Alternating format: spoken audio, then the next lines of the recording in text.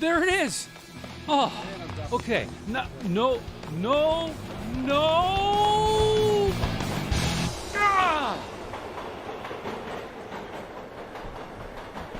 At CoCo Talk, we'd like to thank the patrons who sponsor our show, so our heartfelt gratitude goes out to Al Hartman, Alan Murphy, Blair Ledoux, Brendan Donahue, Brian Weasler, D. Bruce Moore, Davey Mitchell, Diego, Dinty from Dinty's Hideaway, Disney Saints fan, Eric Canales, Fedor Stamen, Frodo, Glenn Hewlett, Graham Vebke, Grant Leedy, Henry Strickland, Jason Bucata, Jason Downs, Jenna Farron, Ken Reichert, Kyle Etter, Malfunk, Michael Pitsley, Paul Fiscarelli, Paul Shoemaker, Richard Lorbieski, Rob Inman, Stephen Wagner, Terry Steen, Terry Steggy, The Backyard Shed Gang, Tom C., Tom S., and Tim Lindner. Thank you ever so much, patrons.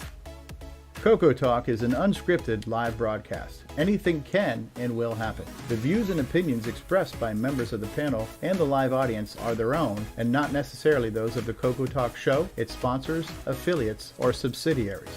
Open minds encouraged, sense of humor recommended. If any off-color comments were made, we're sorry. Hi, this is Dale Lear, designer of TRS-80 Color Baseball, and you're listening to CoCo Talk.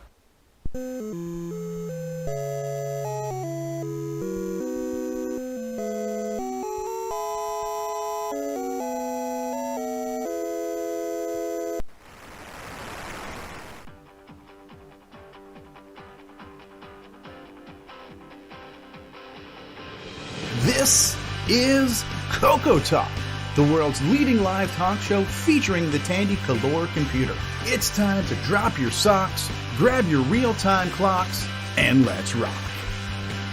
CoCo Talk is rocking the 8-bit world, keeping the Tandy flame alive. We may be mocked, but we'll never stop, 'cause CoCo Talk is rocking the 8-bit world.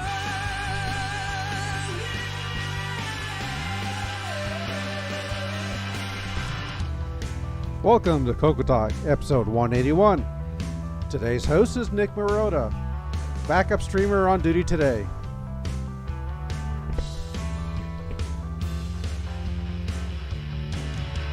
CoCo Talk is rocking the 8-bit world, keeping the Tandy flame alive.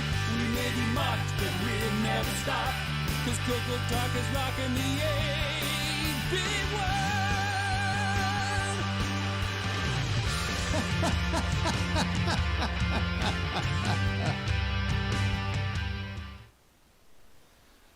Hello. All right. Good afternoon, everybody. Welcome to CoCo Talk. It's good to have you all here. I am your host, Nick Marotta, and thank you, Mark Bosley, you're our streamer today. How you doing, man? Pretty good, as long as the internet holds out. All right. Let's hope. Yes, there's some different people I can are break having the internet internet issues for you. today. Take me later.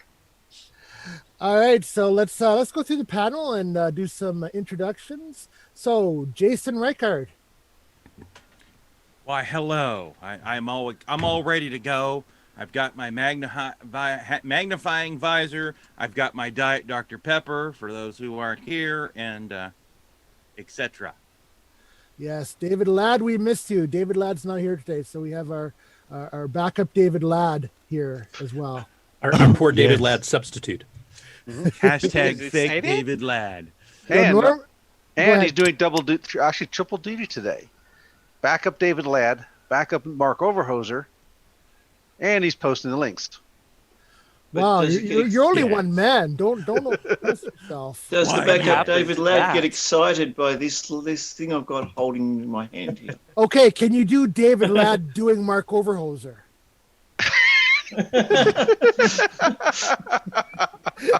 I think that might be like an Inception type moment or something. Or I think that may Got my fracture apple the over space. here. I think that might Background. fracture the space-time continuum. That's gonna break the internet. Yeah. Well, thanks Divide by zero. Thanks for being here, Jason. Now we have Michael Furman. How you doing? Hi guys, I'm doing all right. Decided to show my face this time, so I'm here to poke fun at y'all. Oh, well, we appreciate that. It's a very important role, so thank you for being here. Mr. Dave 6809. I thought you were 6309. Anyway, Mr. Dave 6809. You downgraded. Hey guys, how you doing? Yeah, no fires this week. I've been doing mostly software hacking. So. All right, great to have you. Oh, we've got fires for you here. Oh, I like your avatar. Yes. All right, Ron Delvaux. Yes. How you doing? Very good. Everybody's good out here in backlands of Arizona. All right. Fellow Canadian, L. Curtis Boyle. Hello, everyone. How you doing in Canada? We have our Thanksgiving coming up this weekend. Yeah, this weekend. That's why I'd have to cut the show short anyway, because apparently I have to go help my mom with some stuff. So. Oh, well. I was going to actually watch the wedding, which of course is going to be streaming for us in the CoCo community for Mark Overholzer, but I probably won't be able to catch it live. Oh, well. You on turkey duty? Well, I'm on a whole bunch of things duty. The mom list duty. All right. From down under, software developer extraordinaire, Mr. Nick Marentes. Oh, really? Is he here? Oh, it's me. Yeah, he keeps hanging around us for some reason. How'd we get it was that Nick guy? Marionettes on ROM cartridge. Sorry, the word extraordinaire threw me. Oh, yeah. Don't worry, it threw all of us. That's what you wrote for me to say, though. Did I not?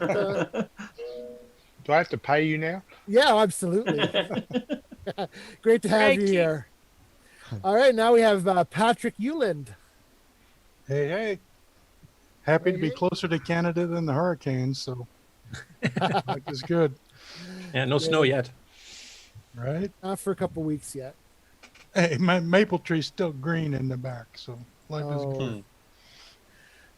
All right, thank you for being here. Now we have R. Alan Murphy. Howdy, howdy from the South Coast. How you doing? How's it hanging? Once again, we seem to have dodged a hurricane-shaped bullet, so it's doing much better this weekend than it could have been. Good to hear. I have a question. Is this our Alan Murphy compared to their Alan Murphy? Probably. Okay. And unfortunately, you got the short end of the stick on that one. Theirs is a much better guy, I heard. And last but not least, the creator of the Vader Edition CoCo, Mr. Terry Steggy. Hello, everybody. Hi, Terry. Oh, wait, did I introduce David O'Connor? No, I don't think you did. Okay, second to last, guy. second to last, and second to least, we have Terry Steggy. Nice to have you here, Terry. And I'm sorry. Nick. My list shifted around on me, so my apologies to David O'Connor. Hello, everybody. Konnichiwa, Papa-sans and Mamo-sans, something like that. Good to hear you. It's good to have you here. We'll be hearing more from you a little bit later, right? Absolutely. Hope so. All right. It's great to have you all here. And I do believe we're going to roll into the GameON results segment. Is that correct? Yeah, let's run the introduction commercial break, and then we'll go right into our newest episode of CoCo Thoughts. All right, we'll see you back here. Hi, this is Eddie Zerbinsky from beautiful Quebec City. Vous écoutez CoCo Talk.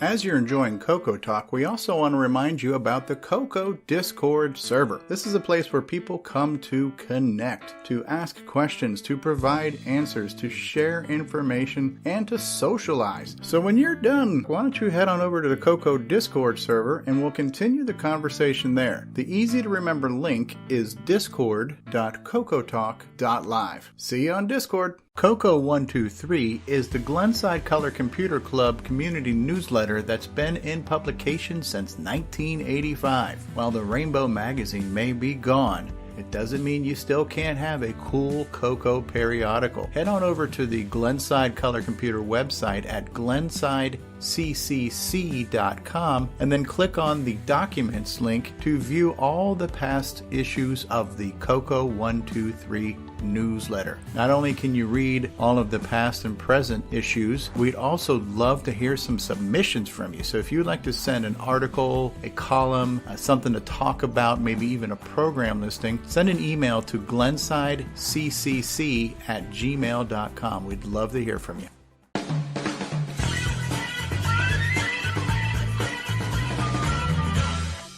The CoCo World Map is a cool community resource where you can view coconuts from around the world. Head on over to map.cocotalk.live and see where your fellow coconutians happen to be living on the planet Earth. If you would like to submit yourself to be on the CoCo Map, send an email to cocotalk@cocotalk.live, and we look forward to seeing you on the CoCo Map. Hey guys, it's CoCoTALK, and if you've been watching CoCo Talk for a while, hopefully you understand that everyone is welcome to join this show. You don't need an impressive resume to get on. You just need to enjoy the CoCo and be willing to talk about it. There is no wrong way to CoCo. There is no wrong way to be a fan of the CoCo. There's no wrong way to be on CoCo Talk. You just have to want to talk CoCo. So if you would like to join us, then reach out to us on our Discord server, which is discord.cocotalk.live, or send an email to cocotalk@cocotalk.live, and let's get you on the show and let's talk about the CoCo. Hi, I'm Tim, and you're watching CoCo Talk Live. And I'm playing Daggerath online like that idiot from the book. Can you dial back on the condescension there as you respond there? And now, CoCo Thoughts by Samuel Gimes.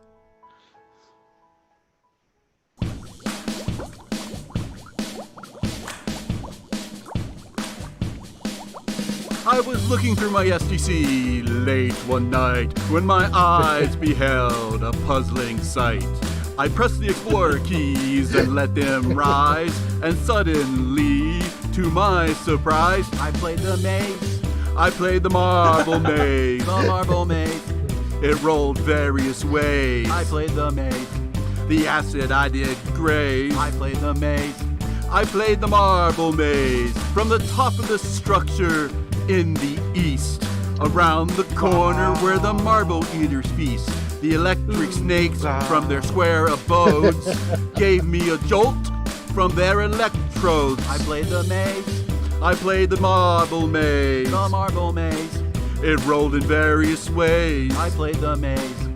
The acid I did graze. I played the maze. I played the marble maze. Out of the outback marionette's voice did ring. Seemed he was troubled by just one thing. He opened the Vegemite and shook his fist and said, "Crikey, look at the size of that crock!" It's now the marble maze. The marble maze. It rolls in various ways. It's now the maze. The acid pool can be grazed. It's now the maze. It's now the marble maze. Wow.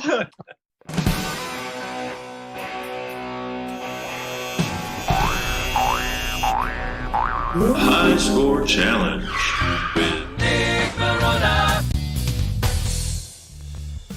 All right, and welcome to this week's results. We played Marble Maze with 24 scores submitted. Coco Man with 10. Mikey, 8,190. Man, Denvier Drake's 10,290. That's why we have Joshua Coco Man. Quaker, That's my public 10,470. service. Mark Bosley, 12,190.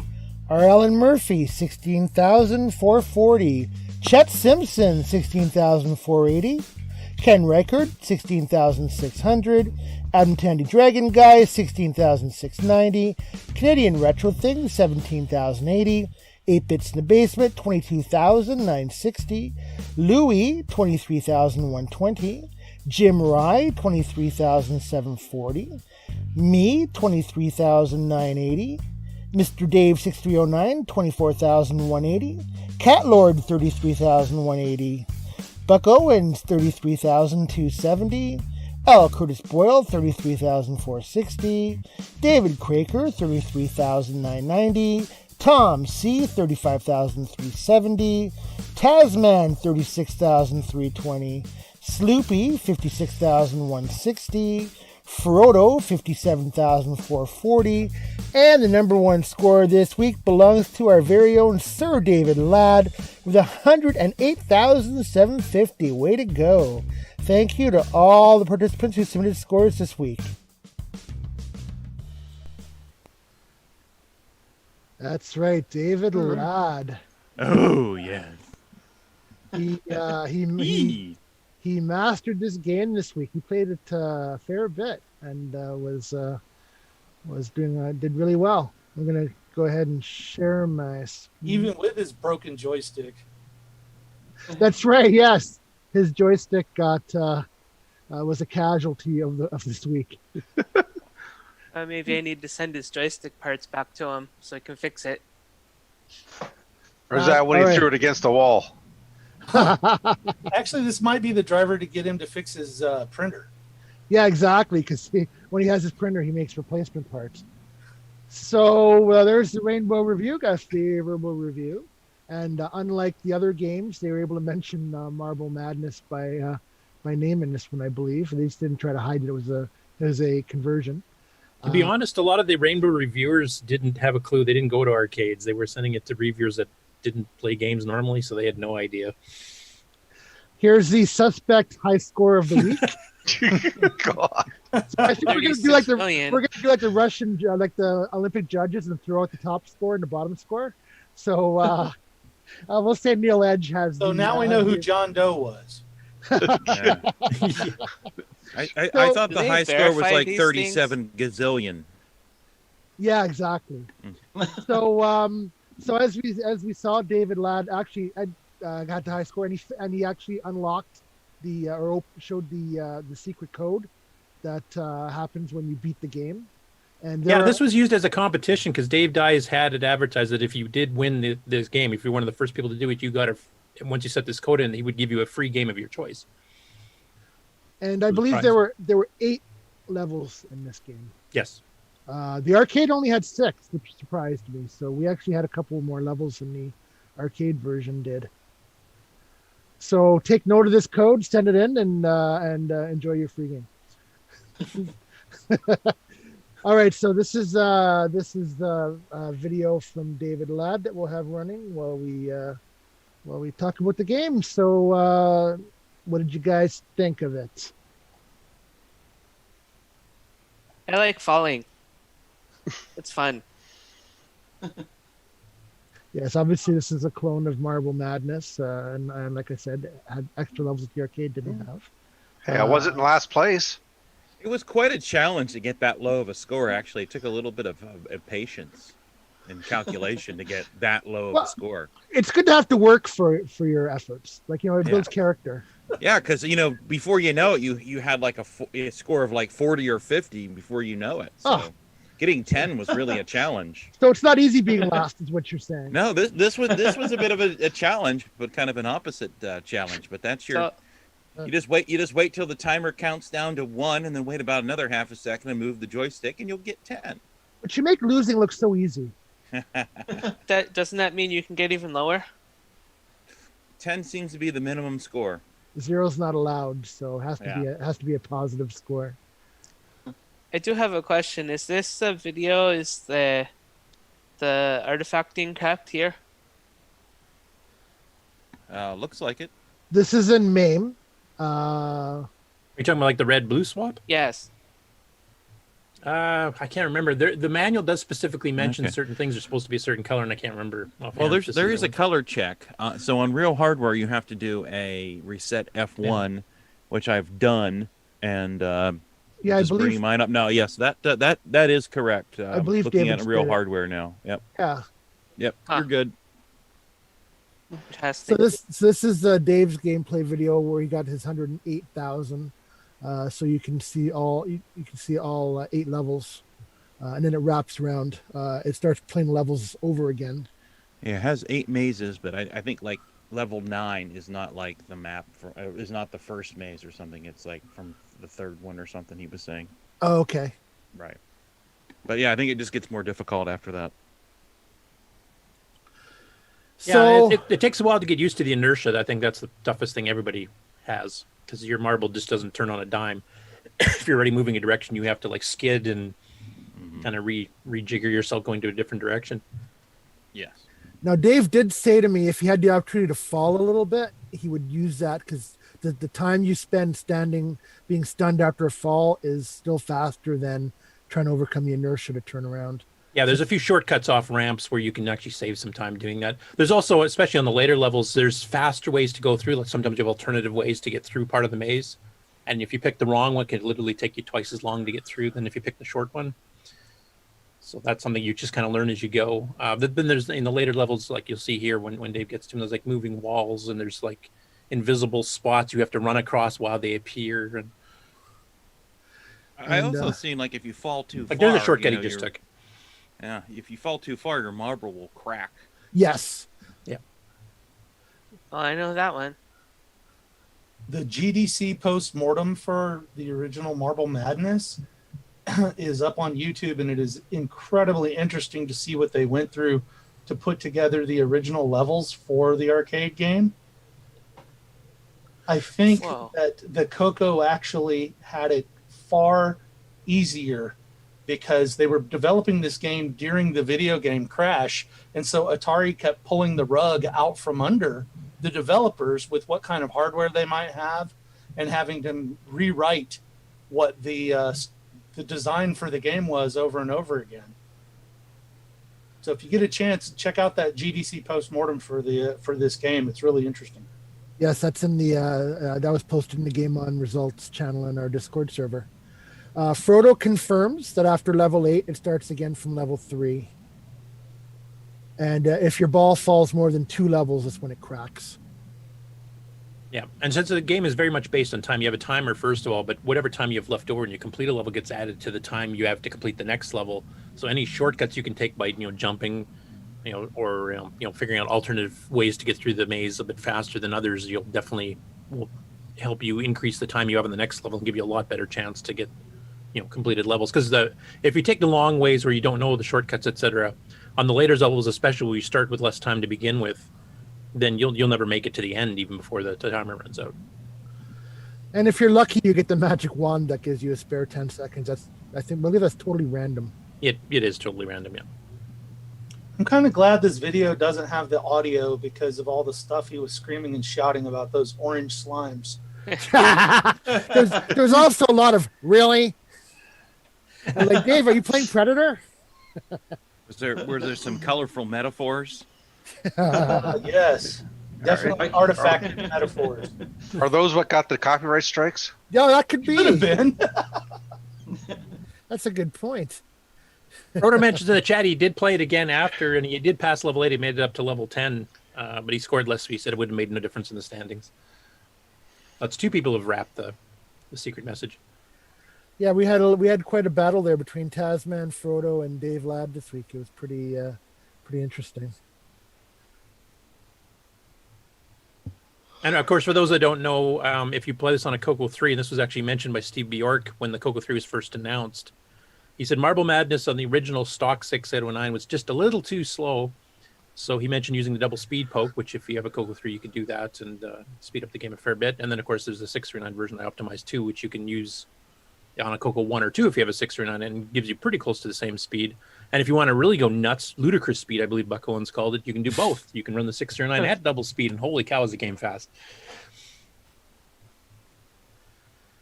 And yeah, we had a couple new players this week. We had Louis, who is the son of 8-Bits in the Basement. So we have 3 father-son teams now, which is pretty cool. And Chet Simpson also posted a score, which was good to see. So yeah, we had a great turnout again. And a little bit of history here. Dave Dyes, who did this with DICOM, he'd done several games for other companies earlier. Starting about 84, did Pump Man, and he did a sort of a 1942 clone and a few other things for other software companies. And this one and one other game were the very first games he released under his own label, DICOM Products. This is when he went independent. So this is kind of a historical one for Dave Dyes as well. Yeah, it's a really good conversion. I don't know if the 6 mazes that are here are the exact same as the arcade or not, but because I never made it very far in the arcade version either. No, some of the obstacles are missing. So there's Okay. little funnels and things like that that appear in the arcade that I don't see in this. Oh, okay. This is the 8th and final unique level. Maze. Maze. Maze. Amazing. It's amazing. Awesome.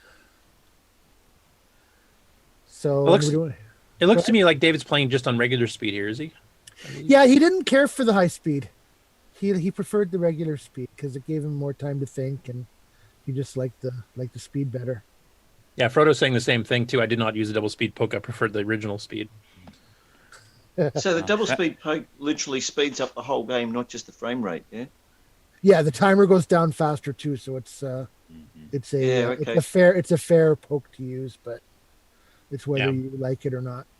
I just know back in the day, a lot of people thought the game was too sluggish and didn't like it for that reason. A lot of people did use the double speed poke just because it made it more like arcade, more smooth. But yeah, like you said, it does balance out because it's not locked to VSync or anything, so it does. Your timer runs faster too, so you're not gaining an advantage. It's just if you're used to a faster, smoother game, it definitely would help you in that case. Oh, I should have clued in that this was the last screen because I saw David play this, and it actually says right there, end. So. Oh, it does too. Yeah, right. Huh. This is the end. My only friend. The end. Is that what you were thinking? Right. Yeah, Frodo mentions at double speed, your reaction speed counts double, so it's a lot harder to complete. I remember when I was younger, like back in when the CoCo 3 came out, I did find it easier on double speed myself, but my reaction time's gone way down since then, so I probably would side with them now. And there we go. Start getting more coffee there, Curtis. You might be getting a little jittery. Dun, dun, dun, dun. Oh, this is where the congratulations. Oh, okay. I looked near the end of the video and it wasn't there, so it actually shows it to you as soon as you clear level 8. That's a marvelous result. Marvelous. Proceed to continue. Okay, so that's where I was wondering where that screen was. Does it get harder? Like, does it run faster? What does it do when you repeat the levels, or does it just repeat them straight? That I don't know. Frodo can tell us. He's in chat. Frodo, did you hear that question? Does it when it repeats the levels, are they harder at all? I thought that's what David said when he was on Discord playing, but yeah. That seemed to be the explanation from David. It's a shame he wasn't able to make the show today. Yeah.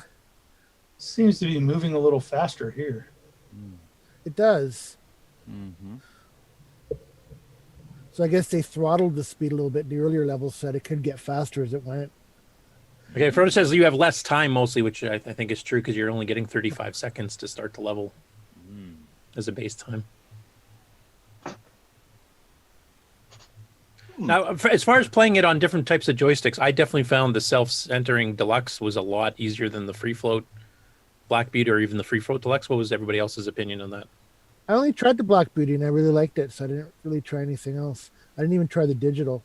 There was some debate as to whether it actually takes into account the analog when it comes to the top speed of the marble. I kind of thought it did. Like whether I don't think it does. I think it's just directional because if you shift directions, if you hard crank it, it still slowly changes direction because of the inertia. It's kind of like Stella Lifeline we did last week. But if you only move it a little bit off center, will it only roll slowly, or will it still get up to its full speed? That's what I'm wondering. I thought it went to full speed, but maybe I'm remembering wrong. That could be entirely possible. Yeah.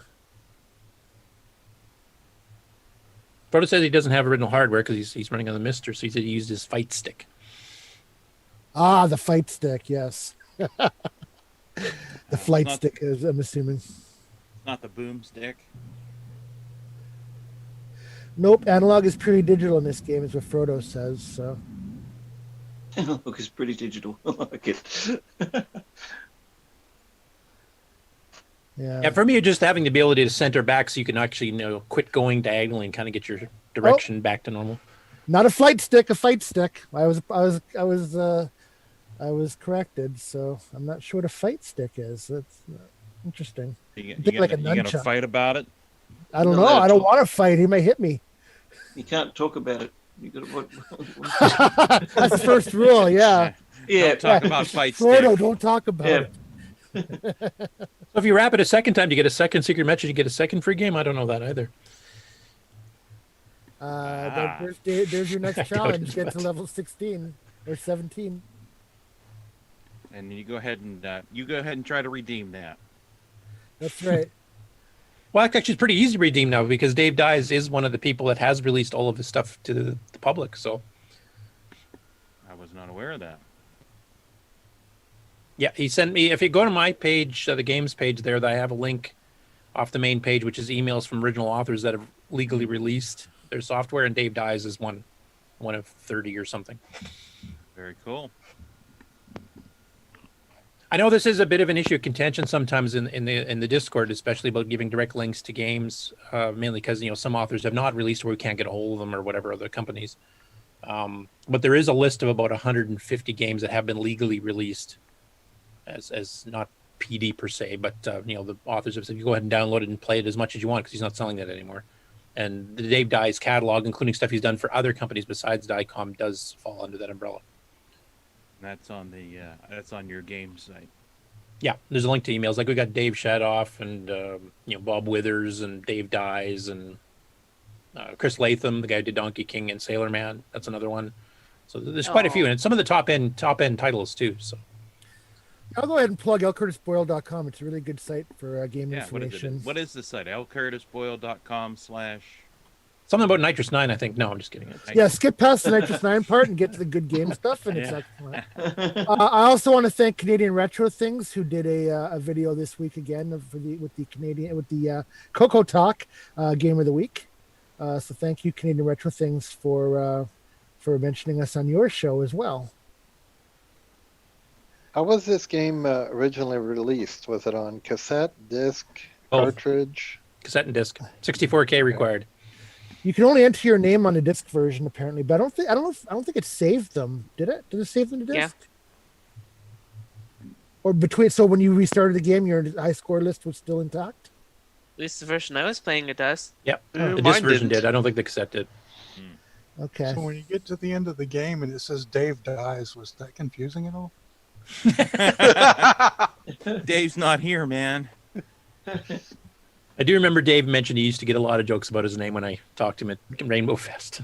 Well, it's right there in the code that you turn in for the free game. Dave Dies. Oh yeah. Period. I'm Maybe sure he's it just gets assuming everybody's funnier. playing his game is named Dave. I don't know. Yeah. I'm sure it gets funnier every time he hears it too, right? Not really. Yeah. Sarcasm. And I can't remember if his sister Lori used to do a lot of the artwork for the cover because it was baggy, zip baggy with a little piece of paper type thing, and she used to do a lot of the cover artwork. Some of them, the early ones, I think Dave did himself. So I can't remember if Marble Mad or Maze was one of the ones that she did or one he did. Might have their initials on the cover. I can't remember. He's not too far from where Nick is actually, or was. I don't know if he's still there. Which Nick, me? Yeah. Well, yeah, he definitely wasn't in Australia. Maybe he went to Australia. Just had enough of our crap over here and went to Australia. I don't know. Come and deal with our crap instead. Was he in Canada? Yep, Ontario. Wow. Milton, if I remember. All right. So thanks a lot, guys. Thanks. And I'll introduce the game of the week, but thanks a lot to Canadian Retro Things and David Ladd for your video contributions this week. And thanks to everybody who played. And you guys ready to hear about next week's game? Yeah. Yes. Oh yeah. So I went back into the request list, and next week's game was requested by Just Mike and Terry Stiggy. So you guys recognize this? Shock Trooper, I believe. Yes. That's right. I am shocked. Oh yeah, here we go. Shock Trooper. And we'll mention this up front here. Rob Shaw's another one who's given us a release in this one. So if you want to provide a direct link to get this game, go ahead. Actually, in this case, we will need to because there's going to be a note in the GameON channel you guys need to read before you play this game. But yeah, you're going to need to. There's a special note you'll see because you'll see why. Anyway, this is L. Curtis Boyle's summary of it. So basically, you run around and shooting, and you save some other people that you'll see. I haven't played it a whole lot. I played it enough to get a hang of it. Like I said, I wanted to go back to the request list and discover some new games myself. And I think I played this a little bit back in the day, but not very much. So. It had a really cool multi-voice music theme song, which is actually based on the old V TV show, if you guys remember that too. Oh. Is that By the way, why? read the last line of my description on my page too. No cheating. Yeah, that doesn't show up quite as well here, but every V is red in this summary. Probably play the music here. So That's a hint of the cracked artifacting. V's are supposed to be red. Well, it's very intentional. Like when you look at it on a real CoCo, it's very intentional that the other text is blue and the V's are red. So. And in the TV show, they spray painted the V red, so that's why. Yes, that's right. The logo on the main screen is the visitors' logo on their own spaceships and uniforms. Yep. All right, so that'll be our game of the week. Thank you to Terry and Just Mike for your suggestion. And I do take suggestions. Just private message me, and I keep a list and trying to work my way through those as well as the other games that I have in my mind. So thanks again to everybody who took part, and we will see you next week. Make checks payable to. Well, that's my priority queue. I have 2 queues. Yes. If you said there's some special instructions that you're going to post in Discord that you're not going to mention on here? Yeah. Okay. Just around the game. Just it's kind of important. I'm kind of curious what this is now. Yes, you leave us with that. Is that? All right. Well, with that, we'll move on. The music is back.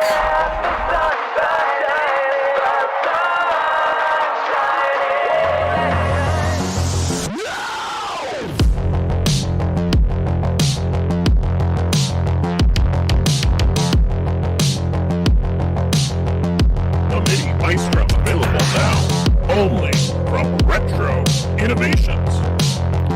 Go the4retro.com. Tired of your color computer art input device being low res? Joey has you covered again. Switch between 3 joysticks or mice. Select the left or right port on your CoCo. No more swapping joystick ports. Switch between standard and high resolution mode. Supports the Tandy and the Max high resolution mode. Pre-order yours today at cocoman.biz.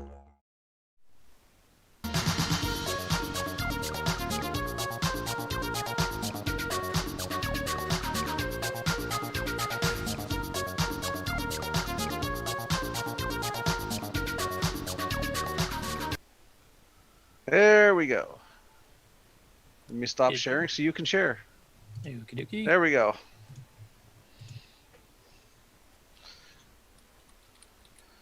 I guess there's supposed to be a voiceover on that intro screen, huh? Crap. I gotta figure which one I'm pointing at here. I'll guess. Maybe this is the right one. Okay, do you guys see a link with Bill Pierce on the top? No, we see if yes. Yep. Okay. So for people that play guitar, it was a sad news this week. We found out that Eddie Van Halen passed away from cancer, which he apparently had been fighting for a couple of years. So we haven't heard from him. So there was a few tributes from him, or for him, from a bunch of us. I remember David O'Connor, you mentioned some, I did, multiple others too. Bill Pierce is actually was a musician, or is a musician, and actually has done recordings, and he's toured and the whole bit there. He actually had sequenced songs on MIDI, which actually ties into the MIDI ad we just saw. that he actually had his MIDI synthesizer running from his CoCo 2 even back in the day, which he had running all the drum track stuff, and then he'd play guitar over top. So he actually did a recording that he did back in 85, 86 of programming MIDI for Jump here, which he mentioned here on Facebook. And I'll just quickly go over to this MP3. I won't play too much because we don't want to get a copyright ding, but this is a CoCo 2 playing MIDI, and then I think some live guitar he did on it. I'll just play a little bit from the beginning and a little bit in the middle. Is that too loud? Van Halen is never too loud. You are correct, sir. So the synthesizer, the drums, the bass is all from the CoCo 2.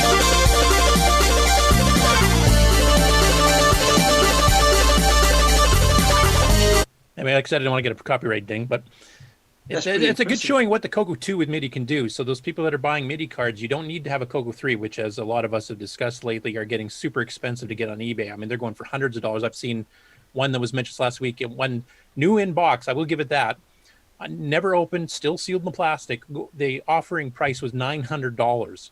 Far out. So, I mean, if you have a box sealed CoCo 3, apparently you're rich now. Where can I get some boxes from? And the reason I wanted to show that, aside from the MIDI side of things, is that this in the comments section from that was brought up the game Martian Crypt, which is a graphical adventure game, which has a bunch of little musical interludes. And one of the things he used, and I'll just show this little clip from here, that I'd totally forgotten about, actually uses the same song. So we'll do that. Hopefully it's on the right volume setting here. So it's in the middle of the game.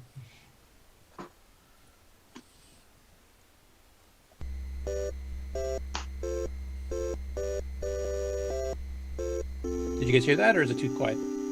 No, it's good. Can hear it. Yeah, hear it. So you type help and it plays the theme of Jump. So unless you know your pop music, you wouldn't have known to type the word Jump here, which I thought was a really cool way to give help.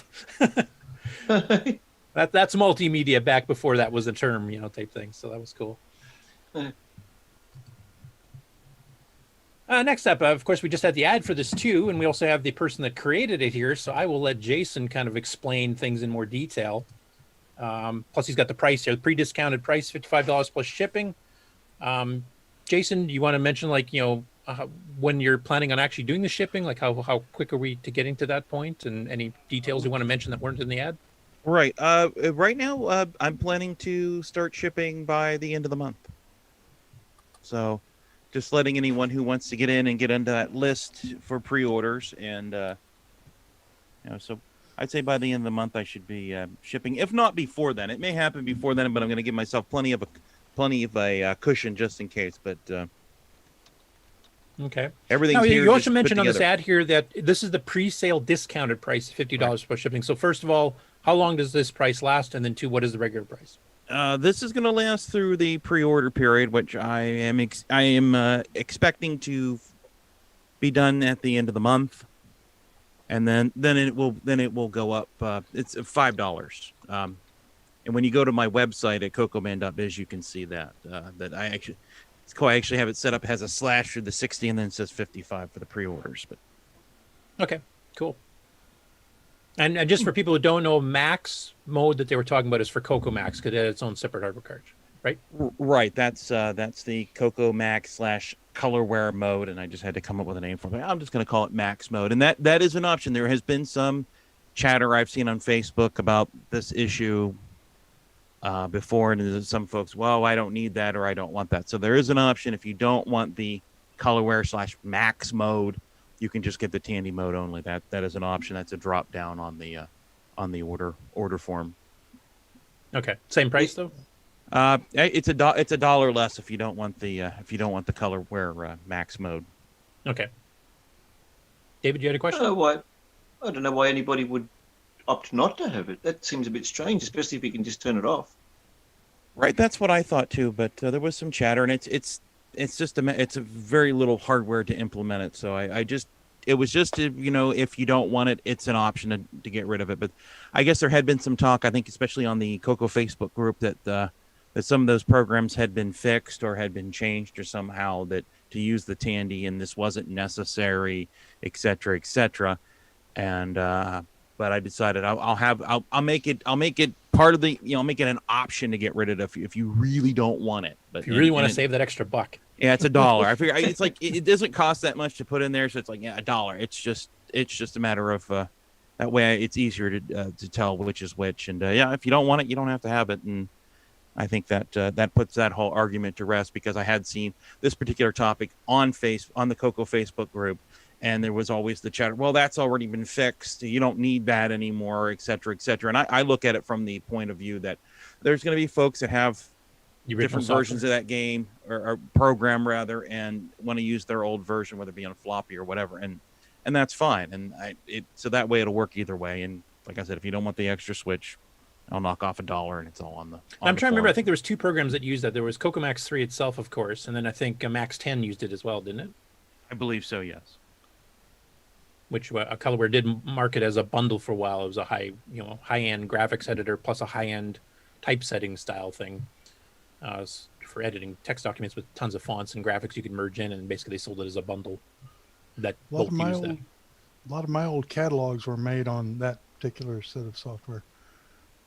Yeah, it was a pretty good package. I think they sold it for, what was it, $79 or $59 as a package or something, including the hardware bit. Pretty good desktop publishing too. I mean, for CoCo, what are you gonna do?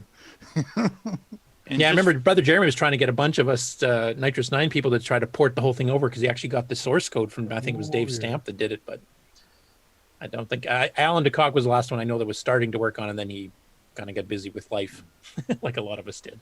Now, wasn't this like old Mac-ish code from before they went 6800, and it got kicked around and turned into Max 10, and it was very specific to.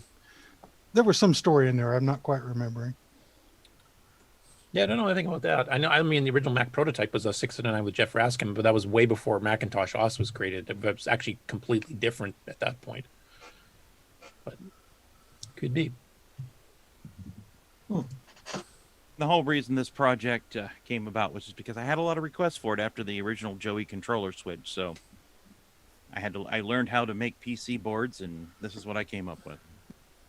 Yeah, it's a nice all-in-one solution, especially not having to switch ports. That's always a pain in the butt. If you watch anybody doing YouTube videos of a stream of CoCo games where you keep changing, hi Aaron in the chat, then you're worried about constantly switching ports, and it's not this one, and then then you're trying to figure out what joystick button to start the game, and sometimes it'll pick up either of them, so you click it and it starts the game, but it actually wants the other joystick, and it's just a pain in the ass. This is a nice solution. I did see John on one of the streams there. He was doing some CoCo games, and he says I think a Joey controller switch is on his Christmas list. I believe is what he said. He would love that as a Christmas gift, he said.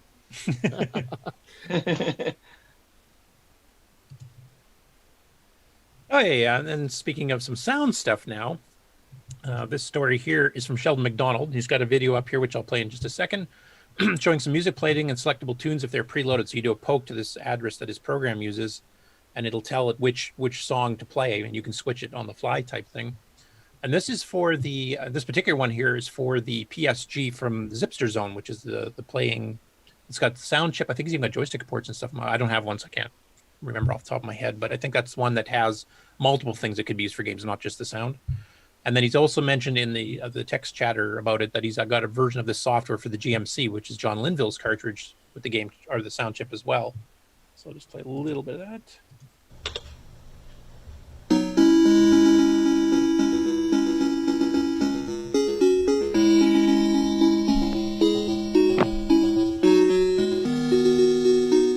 And of course, you see now it's running in the background, so BASIC's still up and running, so you can multitask quite easily with it.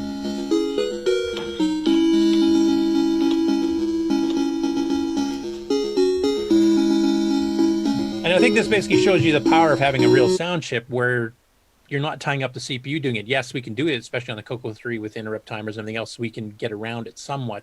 But you're dedicating a lot of your CPU time you could be doing graphics and stuff with to keeping that sound going. Nick Marentes, of course, can speak to this, and so can Chet on the panel.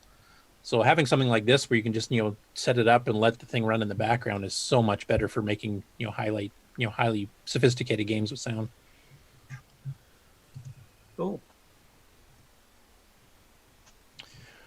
This is an interesting one here from Erico, our low-res wonderkind. So there's been talk lately. Brett Gordon and Jay Searle are working on a online multiplayer CoCo 3 game using kind of an isometric 3D look, and they've done some demo videos that we've seen that where you're wandering through grasslands and trying to find beer, which just sounds like a typical summer day for me.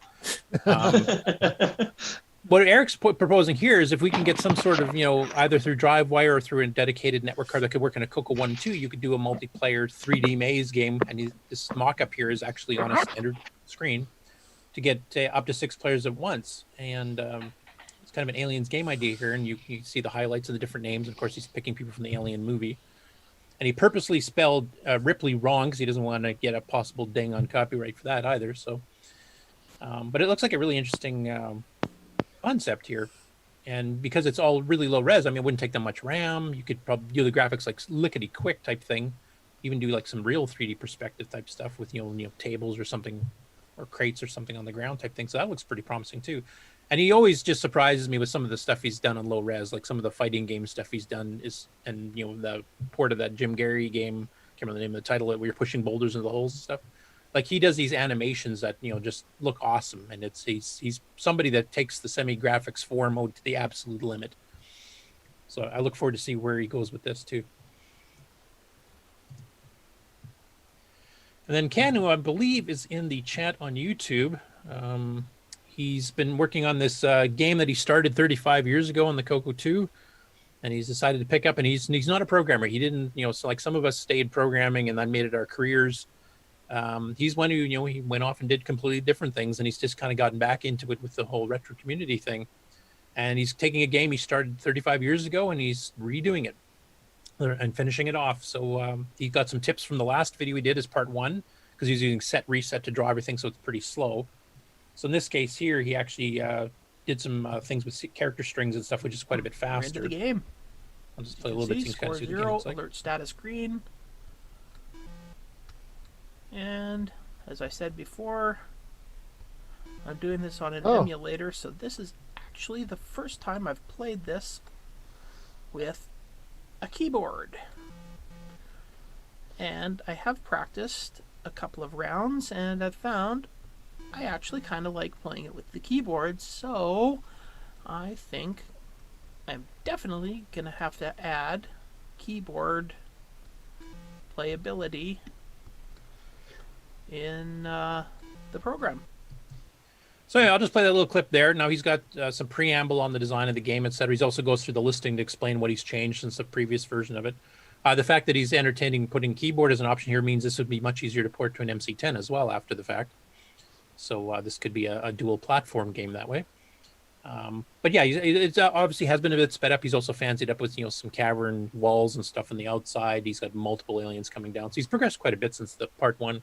And for somebody who's not a programmer and just kind of picking up for the first time in 35 years, he's made a heck of a lot of progress, I think. Mm-hmm. Looks good. So when he gets to his part 3, Ken, we'll have to have you on again to kind of talk about it, see how you're doing on it. Okay, next up, this video we have seen before, but it was a couple years ago this was released. So I wanted to put it here for people that are newer to the community and haven't seen this before. So Ben Drakes, who is sometimes in the chat, I don't believe he's in the chat today right now. Correct me if I'm wrong. Oh, no, he is. Explore VR, there. He's there. So his handle there, he works for a VR company anyway, based out of England. And they've been making a 3D, or not 3D, a virtual reality system that not is just the goggles, but is also a treadmill. And you can walk and turn and push and all kinds of things. And he kind of demoed it where he hacked it to work with a special version of, I believe it was MAME or XR, I can't remember which one, to get it to play CoCo games. So you can actually play CoCo games using VR. So in this case, he did Phantom Slayer. Now, I've muted the sound because he has a commercial track running in the background. We got in trouble with that last time, but you can see what it's doing here. So he takes Phantom Slayer and he puts in his dragon, because he's, of course, in the UK, so they have that more than the CoCo. And Phantom Slayer is a 3D shoot 'em up. And here he is in one of the earlier prototype rigs from a couple years ago. So you've got the waist thing that kind of holds you, but the treadmill underneath moves in all directions. You can actually walk, and it detects when you turn, and you can fire, etc. You can back up and run backwards. So it's a VR game with a CoCo, and he actually had a couple game demonstrations he did this way. Well, now the official commercial product is on pre-order. Speaking of pre-orders like Jason, I think it's $995, but it's been fancied up a little bit since. And of course, it plays modern games, which is what they're going to demo in the ad. And I will play that ad in full. I think it's about 2 minutes or something. It's not very long, but the ad for it is now out. The pre-order price is quite a bit cheaper than the other one. There's some optional extras and stuff you can add on too. But I did want to, for those who have not seen this before, playing VR games on a real CoCo or Dragon. That's what it looks like there. And now I'll show you the new ad in general. And hopefully the volume's okay. Let me know if I have to crank it up or lower.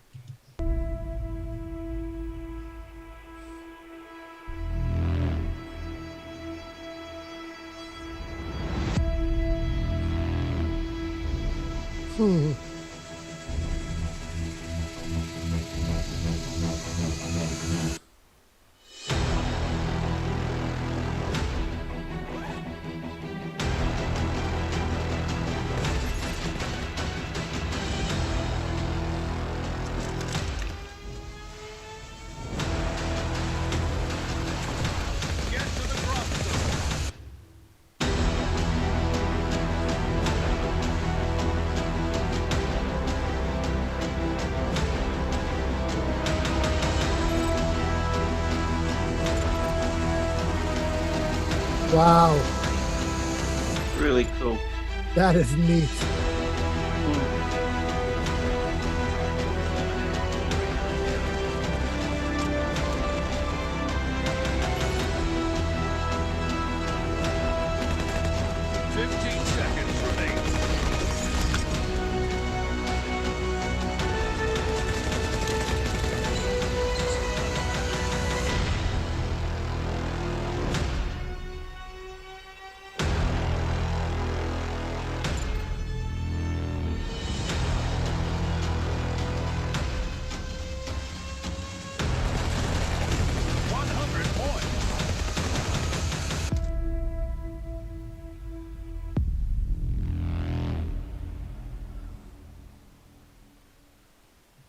That is freaking awesome. Wow, that's cool. Absolutely.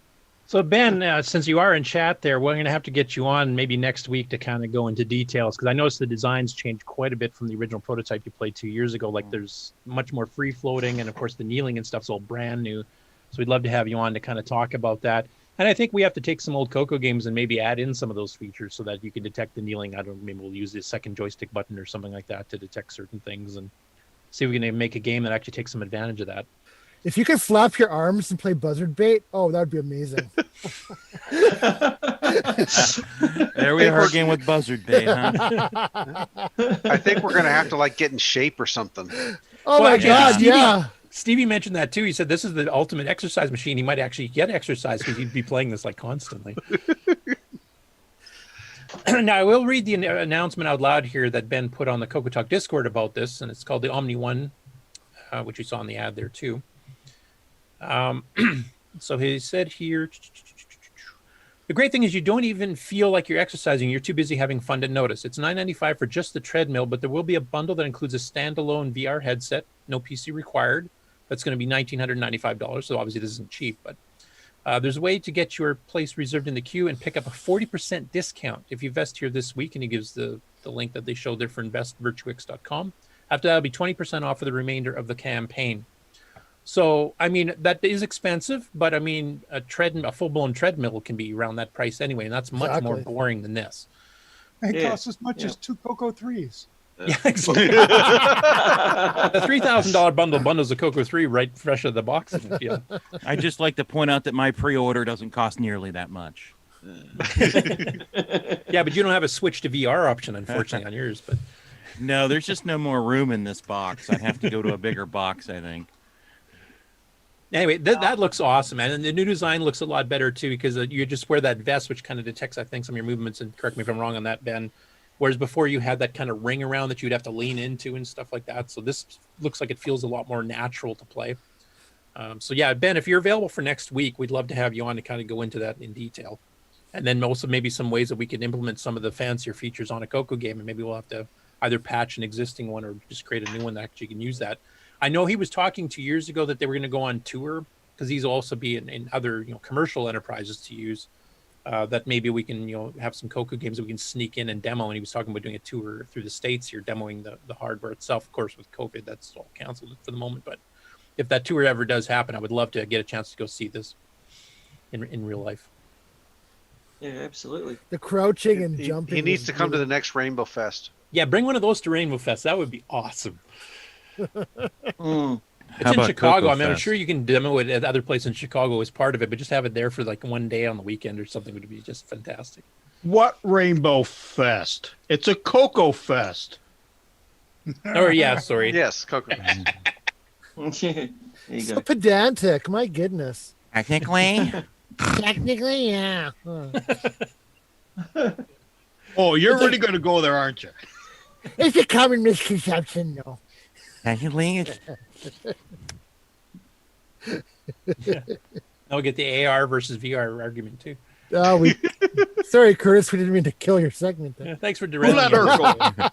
and we're off the rails. Train is I think it's time for the next item, isn't it? Yep. And the last one, as I mentioned in the pre-show here before we went on air, I didn't have any time this morning to catch up stories from today. I did notice a few flew by, so I'll have to save them for next week. Plus, we wanted the show a little bit shorter this week anyway. So this last one here is from Paul Shoemaker. He's got an updated video of his new isometric dungeon game that he's working on, and he's got some machine code here that actually shows it rendering a scene. So you can kind of see what that looks like. This is like a CoCo 1.2 version almost of what Brett and Jay are doing on the CoCo 3. Except with a bit more of a 3D-ish look. So that went pretty quick. I mean, it's a render, so basically you can see, the fancier stuff here, and you can see where doorways and stuff are. Like a lot of more modern games have been doing on, from Amiga times on type thing. So actually having this on the CoCo 1 and 2 is pretty cool. And of course, we got a CoCo 3 network version going as well, from the other developers. So pretty cool. Looks like your browser's zoomed up a little bit there, Curtis. But we're not seeing the full screen there. Oh, really? Look, now you got Neil mad. Well, that could be just good old Facebook. Their stupid buggy crap. So you guys can kind of see what it's doing. Oh yeah, right? Yeah, we're. Oh, I see it fine. Yeah. Okay. Yeah, we can see it. It's just I'm not seeing the whole thing. It's like, oh, hang on, that's my phone that was zoomed up. No, now it's all right. Yeah. Admit upside nothing. down too. Operator error, I think we call that. Admit nothing. Yep. Man. Say, okay, you Sorry, fixed it, Curtis. Thank you. Blame the cat. Yeah, Neo did it. And anyway, that is it for GameON news this week. Like I said, a few other things. I saw Jim Gary popped up again. There's been some other, game-related stories that came in this morning. I will put those into next week's rotation. And that's it for the GameON news. Thank you, Curtis. Oh, do you want another version of Jump? Probably think not we for copyright. I don't think we have want the time whole show today. dinged here. Oh, just a short. Okay. Are we gonna roll straight into the regular news then? From around the world, what you need to know. Get caught up on news with L. Curtis Boyle. I don't know if you saw my thing about the Outback Desert on all the CoCos on the TRS-80 group. I don't know if you can cue that up. That's for my. Maybe we can do that at the end of the segment and go into my acquisitions. We're gonna do updates and acquisitions as a separate segment. Yeah. But I just thought if we could cue that up and get it ready for it, because I don't have it ready. Well, as you can see by that beautiful footage, we're in news. Yep. You're up, Curtis. Okay, I was just bringing up my window here because it was kind of buried. Okay, so we've got a couple of follow-up videos from the Septandy thing because some people couldn't get everything crammed into September. So in this case, we have AC's 8-Bit Zone, who was doing the composite and S-video modifications to the CoCo 1 and 2 and kind of did a preview of that. So he's got the full length. This is over an hour of going through a couple of different designs and working with a couple different CoCos. Where he actually gets the S-video running. The S-video actually does not do artifact colors because it's doing a purified signal. So text is super easy to read. You want to run Telewriter or something that looks awesome. I won't play the whole video here because obviously it's quite long. But it looks really good. And it's probably the best display for doing, the pure P-Mode 3 color type stuff and doing, graphical text that I've seen. for CoCo 1 and 2. But he did discover a couple things that he'd missed. So he actually did a follow-up video right afterward, just a little 3-minute thing, just, modifying some diagrams and putting in some missing names of capacitors or whatever. This is way above my head. But basically, it's a little follow-up video to do a couple of little additions, corrections. So if you guys are interested in doing an S video or a decent composite video upgrade for a CoCo 2, excellent videos to watch. He goes through, thoroughly explains stuff, explains, why certain decisions are made and how things work and stuff too. So it's also an educational thing. It's not just a how-to. So I quite enjoyed the video, even though I'm not a hardware guy and I barely understood anything he was talking about. I have to watch that. Very cool. Now these, I was going to turn into discussion topics, maybe very quick, like 1 or 2 minute discussion, because of course we're pressed for time today. So the first was Richard Kelly posted an interesting question on the Facebook page for the CoCo group. And it said, what event caused you to move from the CoCo to a more modern system? Might be more than one factor is likely. And, there's 85 comments already. And then, some people it's just like, I couldn't use the word process anymore for school, or a certain type of game with a graphics card that the CoCo just couldn't keep up with. A few of us actually kept using CoCo for decades after it was, officially discontinued for Radio Shack. So there's a ton of answers here. I just was wondering on the panel here, like very quickly, how fast did you get out of the CoCo after it was discontinued, or even before that? And what was the reason you did? I went away to university, and for some reason, I didn't bring my CoCo with me, and then I kind of fell away from it. Okay. Anybody else? I had to become a Unix. I had to become a Unix system administrator, and therefore I had no time for anything that wasn't Unix, and then Linux, and now I'm retired. And we're reliving our childhoods. Yeah. Anybody else? We're all gonna suffer. My CoCos got taken away because I was not doing well in school. Oh. But did you replace it with another computer then, or not? I had other computers. And they just took your CoCo away? Yeah. That was the fun one? Yeah. Now you work with computers. Now you work with computers. Right. As soon as Tandy discontinued the CoCos when I left for a couple of years. Yeah, in my case, we kept using them. We were using them at work, so we used them right up until 2002, 2003. They were driving all of our printers for a while, and then they were just driving the line printers afterwards, as the speed requirements and the lasers was getting a little bit too fast for the CoCo to keep up with, even with the extra hardware we had on it. So, but I never did really go totally away. I always kept using it. I was inactive in the community except for the web page and the listserv for a while there. But well, you used it for business, right, Curtis? Yeah, I mean, we ran our printing department off of it for almost 2 decades. Yeah. Yeah, for me, I got into, I never got into the CoCo 2 or 3. I was always in a CoCo 1 person, but then from the CoCo 1, electronics started to take over, and I got an apprenticeship, and I left school, and then Dad got a 286 and started doing stuff on IBM PCs, basically, and all the work I needed to do was all on Windows. So, but I never got rid of my CoCo, and a couple of years ago, dug it out and got it going again, and here I am, part of the community. Yeah, Mr. James Diffendaffer in the chat mentions that he moved from the CoCo because he started developing for the Amiga, and I know there's a few people in the CoCo community did that. Dave Stamp was one. The guy who did the video toaster, whose name for some reason is escaping me at the moment, was another. So that was a fairly common one too. DOS also started becoming more prevalent. That was nimble. Jim R mentions my cousin got a C64 and the Tandy didn't keep up. That's legit, I think, especially the CoCo 1 and 2. Nimble says, my junior in high school used MS-DOS. I went to that with a Tandy 1000 EX. My parents gave away my old CoCo 2. I'm sure that was a rather common one too. Yeah. A lot of the Radio Shack people migrated to the Tandy 1000 at the time. I think Stevie was one of them. That's an example. You all working for Radio Shack kind of had to. If you were selling them, you kind of had to keep up with what you're selling. Yeah. So, yeah, that's the reason I went to 1000s. Well, and Tandy was sweet. They had the best MS-DOS kind of graphics in the business. So yes, yeah, the special Tandy mode, right? TGA. Yeah, basically the IBM PC Junior, but done properly, like with a real keyboard, etc. Because the graphics and the sound, I think, was basically the same as the Junior, but the Junior just completely flopped because of that stupid infrared keyboard that if somebody walked in front of it between you and the screen, it would quit working. Like a fly. A fly. Anyway, that's a pretty interesting discussion. Like, if anybody wants to add to it too, like I said, there's been 85 comments on that so far this week in like 6 days. So if you want to contribute your own story to it, that's on the Facebook CoCo group.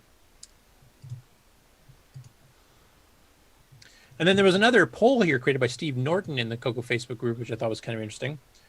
I'm curious what everyone does with their retro computers. I find I spend more time tinkering with the hardware than I do using the old software. So do you have a retro stash you do to do real work or just play games for nostalgia? And I think quite a few of us here on the panel have actually contributed to this too. So there's just the general nostalgias in the lead, 67 votes. Programming is 43 votes. I think that's what I put myself under. Hardware tinkers, 39 votes, so not far behind. And it seems to be a mixture of the hardware and software guys, which is just like the CoCo was back in its heyday. It was a very popular hardware platform. Yep. Refurbishing, 14 votes. And just games, 10 votes. So a quick rundown through the panel here. What is everybody else's reason for Programming. Programming and hardware, basically, for me. Yeah. Hardware tinkering, refurbishing. Okay. Yeah, I'm Hardware so, refurbishing. yeah, I'm so far off into hardware, it's not even funny. Nick Marotta? I'm mostly doing games right now. I dabble a little bit with some basic programming, but I'm hoping to get more into other kind of programming like Basic 09, but I haven't done it yet. Nick Moretti's, I'm guessing programming is yours. On the Loon OS 9. Dare to dream. Then fix Trying. That's just for the games, though, right? I'm trying to boot it. I mean, Jason, obviously, you're hardware tinkering. Do you do much programming or game playing besides, getting the lowest score every week? Well, yeah, obviously hardware. That's a lot of some restoration, especially early on when I got back into the CoCo. But yeah, I'd say mostly hardware, playing the games. I think the only piece of program I did recently was that silly little trivia game, and that was fun. But that was fun. With all the hardware right now, there's not a lot of time for anything else. I'm having a hard time even getting around to the GameON challenge. Yeah, and usually your games are really short, so that shouldn't be that hard at all, right? Yeah, well, this week's challenge, I was out of town, so usually I would just take care of that while the show was still going, but. Now, I will say on my behalf, I mean, obviously programming is my main one. I do play some of the games. I participate in the GameON challenge quite a bit. I don't know if I call myself a hardware tinker, but I'm helping develop software for new hardware, so I don't know if that qualifies or not, like with the Gimme X, for example. So you're the bridge. Yeah, I get walked on, exactly. Nah, I didn't mean it like that. Yeah, especially by people who think buzzard bait's better than Lancer. Like, geez. Oh, here we go again. All the hate for buzzard bait. I don't hate buzzard bait. I just don't think it quite flies as well. In the chat, we've got a few mentions too. James Jones on Twitch says, I tend to convert basic programs to Basic 9 to see how much faster and clearer they get. So that's a software guy. Nimble says, games, dorking around with basic, dabbling in assembly language. So games and programming. James Diffendaffer, programming. Nimble mentions and printing with a TP10 printer again. That wasn't an option, but cool. All right, so a couple of interesting discussion type topics there. If you want to participate, there's obviously the poll's still open, and the previous comment section for the previous story is still going as well. So I'm finally going to have to join Facebook, is what you're saying. yeah, there was some discussion on that too, because a lot of people, especially the hardcore tech nerds, really hate Facebook for obvious reasons, because they're just a manipulative ad agency, basically. But they do have a purpose for doing groups like this. And it's easy to share files and video, and it's kind of like Discord that way, but it's much more public and easier to find. So I think it does serve a purpose. You just have to not try to make friends with everybody and ignore all the crap that's on Facebook and just stick to the groups that interest you. And I think then it's okay. It's like anything else. I mean, it definitely can be abusive and crappy and stupid, just like YouTube comments, for example. There's some helpful browser plugins that can confine and constrain most of the nonsense that Facebook will try to inflict. So catch up with me later, Patrick, and I'll if you're actually going to go that route, I can give you some pointers there. Yeah, seems to will be helpful, so I will. And the easiest way to get rid of the ads on Facebook is use an ad blocker. I don't have ads on Facebook or YouTube. Well, I don't know what I don't know right now, so that's... Yeah. But I do know some people just have like a mental block against using anything like Facebook. I personally, I think that's a bit limiting. It does have some good features for a community like this, like an online club type thing. And I mean, the CoCo community is well over 2,000 members on Facebook, and that beats anything else around, honestly. I mean, Discord, we've got a few hundred, maybe. I'm not sure what the exact total is, but it's well under 1,000. So you get a much wider range. I mean, even Robert Galt joined finally, so that's testimony enough there. I'm still recovering from the former corporate structure where we had a number of channels that had to be monitored, and that pretty much took up my life. And I've deleted Slack. So life is getting better. One comment I missed previously, Frodo in the Netherlands there, he mentioned the CoCo is mostly games for me. The programming he does on his ZX Spectrum, so. But it's cool, he's using the CoCo anyway with the Mister, so. Next story, Carlos Camachos here is having a 30% discount for his CoCo 1 64K small square RAM badges, which I think he had a picture of buried in here somewhere. He also sells other ones, obviously, too. So these are the 2 meg badges in this 2048K variety. He also has one that says 2 MB, and there's a standard color computer 2 one. So if your label's damaged or missing, if you got a one from eBay or something that's kind of like bent and yellowed and whatever, you can get replacement ones here. These badges are really good quality too. I've got a bunch of them here. Yeah, here the 64K RAM badges here too. So, yep, for the CoCo 1 series. So anyway, 30% discount on these in particular, and the CoCo 3 2048K badges. Get them while supplies last. So you can contact them on Facebook to order. Badges? We don't need no stinking badges. Next up, Brian Schubring, who's actually on the panel, posted a video on multiple of the CoCo related groups on Facebook, listing various printer ribbons that he has still sealed, might need some rinking, they might be dried out by now. I'll let Brian speak to that. He has for sale for various line printers, not just handy ones either. So Brian, do you want to just quickly mention, like, do these need re-inking, or are you re-inking them before you sell them, or are they just sealed as is, or how does that work? Is Brian still here? I don't know. I was on mute. I'm here. Oh, okay. Yeah. So no, it's just I went dumpster diving, found a bunch of stuff, and I just got them, and I would just for cost analysis, I just put amounts in. I just showed what I have and what they look like in that, and I'm just getting rid of them. I'm not looking to make any money out of them, really, just because I've got them for nothing. Cost of shipping. Someone just talked to me. Okay, yeah, I did notice a few people have been asking about this the last couple of weeks in the CoCo Facebook group because they actually got their old printers back and they want to start using them again. But these were basically brand new seal just thrown out? Computerland, a place that closed down by me back in the 90s. I went dumpster diving, boom, I just yanked them out. So I just finally, in the past 15 years, they've been sitting in a box on the floor in my basement. So now I just went through and just let everybody see. Now, would these be dried out? You'd still have to re-ink them, do you think, or are they actually sealed? They've well been enough sealed. So they might actually work. Most of them are in sealed packages. As an eBay guy, these old sealed ribbons are usually just fine. It's amazing how long they hold on. Yeah. Okay. Yeah. A lot of them are, the NEC or Toshiba brand too. So they're OEM.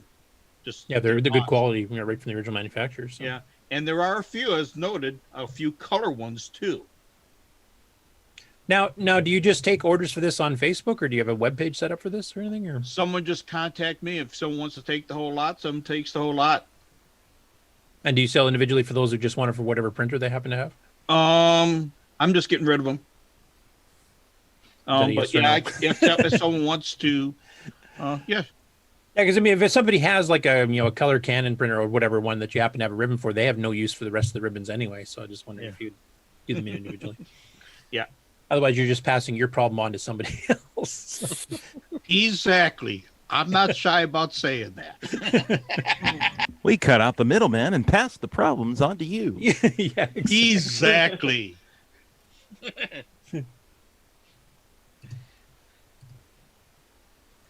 Next up, we had Pat on the show last week, and he's got his third part of the interview up now with John Roach, former CEO of Tandy. So this is going into the later history of Tandy with John.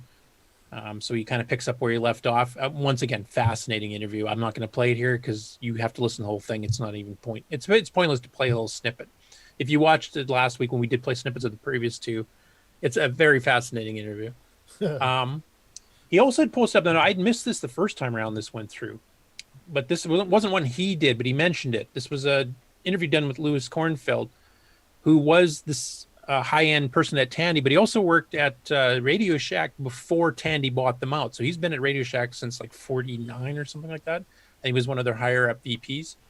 So he goes into the earlier history when they were still running out of the Boston area as a little chain of 9 stores, and then when Tandy bought them, and then when the TRS-80s came out, and just kind of going through the history. So this is pre-John Roach era. But it does go into a bit of the computer history as well, and it's another fascinating interview. I think he's since passed. He was like 90-something when he passed away. But very interesting if you're into the history of Tandy, and also a little bit of the stuff about Intertan and international sales. And he's hiring a Bernie Appel, who actually was involved somewhat with some of the CoCo stuff too.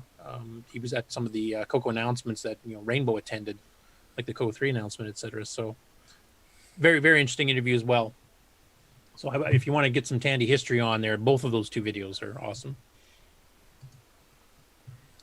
Next up, Walter Zambotti's posted that in Discord that he's got a new version of OVCC. This is the new OCC, I guess it's kind of, or VCC, that is cross-platform, runs on Linux, runs on Windows, runs on the Mac. So it's using an interface that's a little bit different than the one you're used to if you're running the Windows version of VCC. But this new version 1.40 he's got it for testing actually adds in the Tandy and CoCo Max high-res interface support. I have an older version of VCC, which actually had the options in the menu for it, but it's all grayed out and you can't actually select any of them. So it was a planned feature that just never got finished. And I think they've actually removed it from the menus on later versions of VCC. But this version here, it's actually working. He's been doing some testing with it, and he wants some other people to test it. So please go grab it. I've got a link that they can post into the notes of where to get it on his GitHub. And this is an open source project, so you can actually go grab it yourself, build it yourself, do any modifications yourself as well. So I haven't had a chance to try it myself yet, but go check it out because he's definitely been trying to update it as much as he can, and we're getting some long missing features. I mean, MAME has supported the high-res interface for years already, so it's nice to see VCC catching up in that aspect. Next up, Ruth Kim Ann Moss. Now, we mentioned her last week. Her father passed away, and she's been going through the estate. And he was a collector of computers, including a ton of Radio Shack stuff. So she mentions here, this is a later post where she mentions she's found many CoCos and CoCo-related things. In some are new and unsealed boxes. So going by eBay prices, she'd probably get $1,000 each for those. Multiple monitors, discs, printers, all kinds of stuff there. And she's still making the final list. Now she wants to have somebody in the San Francisco Bay Area. Would be preferable for her to sell this to, because they can just come and pick it up and she doesn't have to worry about shipping costs and packing it properly and all that kind of stuff. I know we have some people here even on the panel today that are from that area if they're interested. Mikey. Yes. Did we wake up Mike during the news? Crikey, Mikey. I'm awake. No, wait, I'm not. So this is a list she did a little bit later here, a short list of Tandy stuff, and I'm not sure on whether these are CoCo 2s or Model 2s. She didn't really specify. But she's got 7 of the 2, 3 of the 3, 2 of the 4, so I'm not sure what mixture there are in the external drives and monitors. And she hasn't quite gone through everything. She does mention that one CoCo 2 did not work, but all the others worked when they were turned on and tested. And of course, she's got, as she puts it, a zillion games and software and a zillion floppies of both kinds. So it sounds like a pretty good haul. So Mikey, if there's anything in there, or if maybe you can act as a proxy for somebody that's not in the Bay Area, and then making arrangements with people to get it. Sounds like there's a fair bit of interesting stuff in there. And then she actually did a little video here, kind of going through some of it. I would be very interested in that Model 4 if we can get it over here without it costing me an arm and a leg. Maybe just a leg.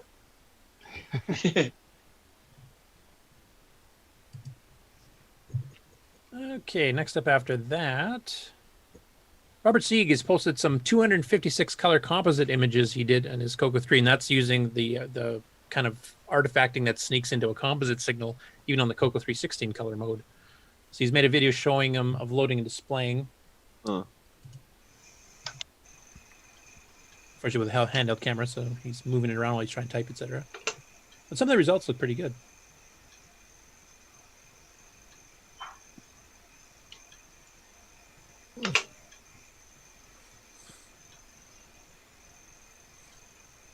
That picture I recognize. I think that was part of one of the MM1 demos, wasn't it, Chet? Might have been one of the ones that was done by Mike.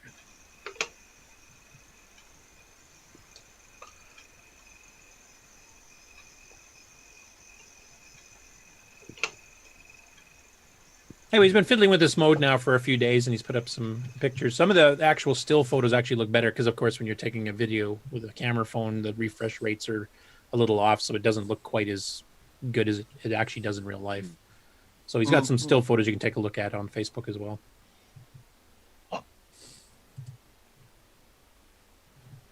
Okay, next up, Christian Cremo is selling off his original CoCo discs, and most of them including manuals on eBay.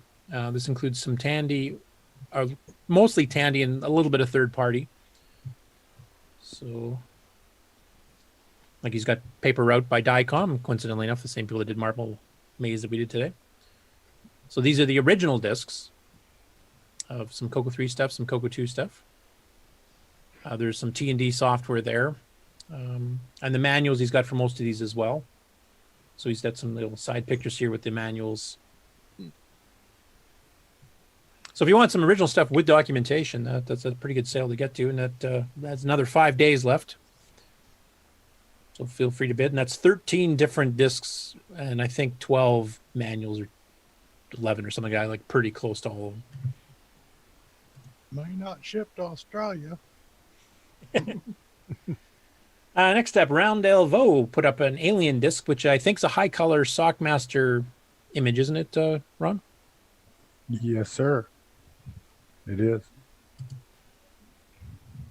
So this is using Sock's technique where he's switching palettes per scan line and then also overlaying several at a time or changing the palettes on each refresh on top of that. So it's actually giving you literally thousands of colors kind of simulated here too. So it's done some really incredible results here. So it does take a while to render. It's a pretty intensive algorithm to do it. So Ron has taken the time to actually create the final saved version. You don't have to go through the whole conversion process. You can just load it quickly and see it. And there's really incredible stuff I've seen using high color. Works good. Yep. Oh, bananas. Now here's a bit of history. The International Color Computer Club, which was meant to be international, obviously. I'm not going to get too much in the backstory of this because it's a pretty bad story. The person that was representing it in Canada, the second guy I think was representing it actually, and that's one of his addresses listed below, actually turned out to be a really, really bad person. He was actually a part of a Canada-wide manhunt with law enforcement a few years back, and I don't want to get in the details. It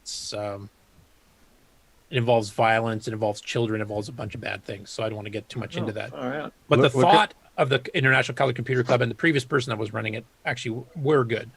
And it was basically meant to get CoCo people in contact with each other across countries. And they had an operation in Texas, which was the main branch, and then we had one in Canada. So I was never a member of it, but I do remember they used to have full page ads in Rainbow at times for this. And they had a pretty large group. I think it was probably getting close to 500 or 1,000 people at one point. Look, can you nerds decode the membership number? Yeah, somebody actually did that in the comments, if I remember. Either that or there was a lot of CoCo sold I didn't realize, like billions. Anyway, it's an interesting piece of history to actually have one of the certificate of memberships here. And the person that actually owns this is actually, John Jack Gerner himself. So, and he just rejoined Facebook and the CoCo group there. So another, person from the old days has come back to the CoCo. And once again, that's one of the biggest purposes of Facebook. It makes it really easy to find this kind of stuff. Whereas, trying to find our Discord server, if you happen to catch the show, is just about impossible if you know about Discord to begin with. Look at that address. Pardon me? Saskatoon, Saskatchewan. Yeah, that's where I live. I knew this guy. And You know where at that the is? time, I did not know the crap he was involved with. Oh. I think it's more Wow. interesting. All you needed was Carlton Drive. Yeah, they're on Carlton Drive in Saskatoon. Just Yeah. go there. Saskatchewan, easy to draw, hard to spell. Yeah. Yeah, Saskatchewan's real easy to draw. And last up, considering eBay sales here, our own Alan Huffman here has got a whole bunch of stuff for sale. And I think he's got 6 days left on most of it. So he's got the Disney CoCo 1 collection here. And then he's got some other random cartridges, which is some CoCo 3, some CoCo 2. He's got some hardware, including MC10s, some manuals, high-res joystick interface, light power controllers, CoCo 3 games in box with discs, etc. So he's been trying to kind of downsize and get rid of a bunch of duplicates and stuff that he has. He's not getting out of the CoCo or anything, but he's getting rid of stuff that he has multiple copies of. So he's got multiple auctions currently going on. I think somebody had mentioned that he forgot to put international shipping allowed on a few of these for the Canadians and Australians that may want to order some of this stuff. I think some of the later ones he might have changed that. Like, you have to check individually. But contact Alan too, because he may be able to arrange something directly with you. And that is it for the news. Do you know where Alan lives? Iowa, I believe. Oh. Allentown. I think he's in the home city of Microware still, isn't he, Chet? Do you know where? Close. Yeah, I think he's still in Des Moines.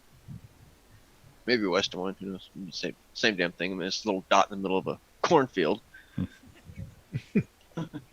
All right. Yeah, just change the corn to wheat and you're up where I am. So Yeah. No, I mean, it's the whole time, the whole year I was there. I mean, I couldn't get a fresh bowl of corn. I mean, it was sad. I mean, I'm surrounded by corn, couldn't get a fresh bowl of it. It really kind of sucked. Thank you very much, Curtis. Mark, do you want to roll a commercial? Come back with updates and acquisitions. Yep. Let's see which one shall we do. CoCo Talk will return after these messages.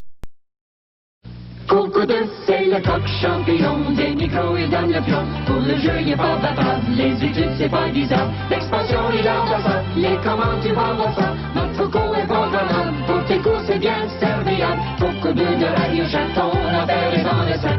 Un ordinateur couleur qui a de la personnalité. Le CoCo 2 de Radio Shack. En solde pour Noël à partir de 149,95. CoCo de Radio Shack, ton affaire est dans le sac. C'est toi et CoCo 2. And now, CoCo Thoughts by Samuel Gimes.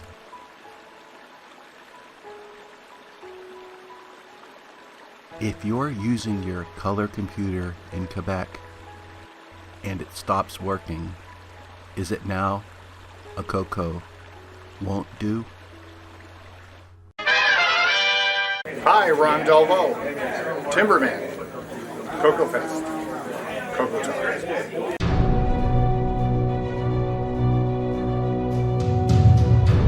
In a world where RGB produces black and white video, one cable can make a difference.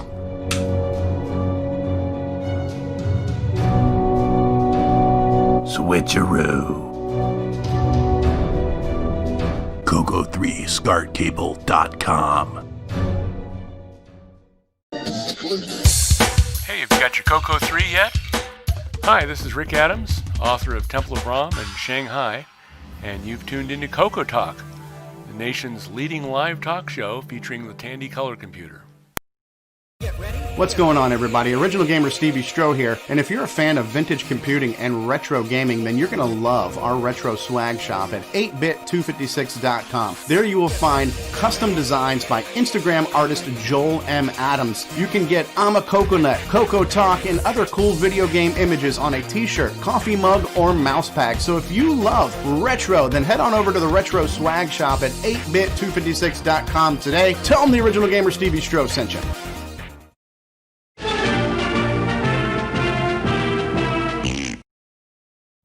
Radio Radio Shack's store-wide manager's red tag sale is on now. We've slashed prices 20%, 30%, 40%, 50%. Save on famous Radio Shack hi-fi, car stereo, radios, toys, TV games, calculators, walkie-talkies, and CB radios. Look for the big red tag. Save like never before on these and literally hundreds of red tag specials. Hurry into Radio Shack today. Hi, this is Randy Kindig of the Floppy Days podcast. I just love me some CoCo, and nobody covers it better than Steve Strobridge. You're listening to CoCo Talk. Okay, and we're back. Welcome back. And since starting the show, we have a couple of people that joined us here in Discord. We got Chet Simpson. How you doing, Chet? Let's see. He's doing well. There he goes. Yeah, I'm good. Good to see you. And Brian Schubring just joined us since we started, right? Yeah, I'm here. Welcome. And I also want to acknowledge all the people we have. Well, not all the people, but we have a lot of people in chat. Thanks for being here. We got Mikey and Frodo and Canadian Retro Things and Kevin Holloway and Curtis and me and Brian Joyce and just a whole bunch of people. Thank you for being here and keeping the chat room flowing. And now we're going to do updates and acquisitions. And I know a couple we have queued up, and then we can get some more if there's any more. But let's start off with Jason Reichard. It's muted. I'm muted. There we go. There and we Jason, go. thank you for doing the chat links as well today. Oh, no problem. It said it was Stevie, but it was me. It was me the whole time. I got my Mark Overhoser hat. There we go. It's part of your. I'm working on these, but I'm working on these Joey high res, but that's not what I'm here about. I'm here about. I got a priority mail flat rate box with a nice old nice old dent here in the bottom. Thank goodness there was a lot of padding in here, so it did not affect the contents. But I've got I acquired 6 more issues of Rainbow magazine from 1983. And this is actually before I even got into the CoCo, before we even had a computer. And some of these are pretty beefy. Like you got the that was at its biggest when it was like 350 pages. Yeah, it's like this one. This is the November 1983, and it is 338 pages. So that's pretty darn beefy in the December issue. And these are from the same folks I got these from last time. And they're all in really, really good shape. And but yeah, 300. Yeah, these I see these are like 338, and I see we have we have I think Terry Stiggy's still in the call. You can see right here in the corner it even says TDP for your TRS 80 color TDP 100 Dragon 32 on the April 1983 edition. This one's not quite as big. It's 242, but it's got a really cool Spectral Associates ad on the back. That one also has the nuclear reactor simulator that was partly co-authored by Chris Latham, who did Donkey King and Sailor Man.